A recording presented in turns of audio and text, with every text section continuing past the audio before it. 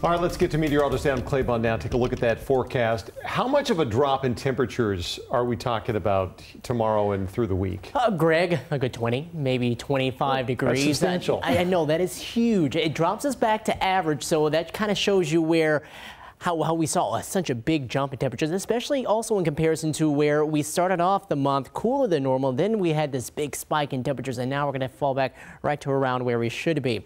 One last day, yes, that was today in the 90s. A lot of us got up to around 91, 94 degrees, 90 in Tacoma around Puget Sound, where we had the differences already showing up out along the coast, where we had some of those numbers in the mid 60s for highs. That was it. And then we continue on as we go throughout the rest of this week, and more so next week, where you can see the dates between July the 5th through July the 11th. If you were not a fan of this big heat wave, well, looks like we're going to keep things cooler than normal as we head on into next week. So not only do we see a cool down this week, but we do expect to keep things overall, yes, cooler than average, but it should be fairly close to where we should normally be for this time of the year. You can see a plane taking off, looking live out at SeaTac Airport. Skies beginning to darken as the sun now is setting, and we do have some of those high thin clouds that are in place. These will decrease for a little while, and then they'll start to pick up again as we head into early tomorrow morning with our system coming in, where you can see the clouds are firmly in place here out along the coast, looking live there at Westport.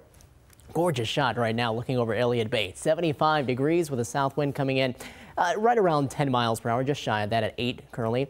17 in Shelton, 5 in Olympia, right now at 13 in Hoquiam. I wanted to show you this though because you can see the wind direction coming more out of the south and the southwest and out of the west, heading right towards us, helping to bring in that marine cooled air that is going to be starting to knock numbers down quickly into the 60s as we go into the night, probably even seeing some 50s as we go into early tomorrow morning. Already in the 50s for Forks right now in Port Angeles, 58 and 59, 58 in Oak Harbor, holding on to the low 70s and even 80s right now around Puget Sound. Some showers and storms moving now near and north of the Canadian border, but off towards the west, here's our system bringing in that cooler air mass and eventually some rain chances too. Something else I just wanted to point out to you, heat advisory still in effect until 11 p.m. so keep that in mind.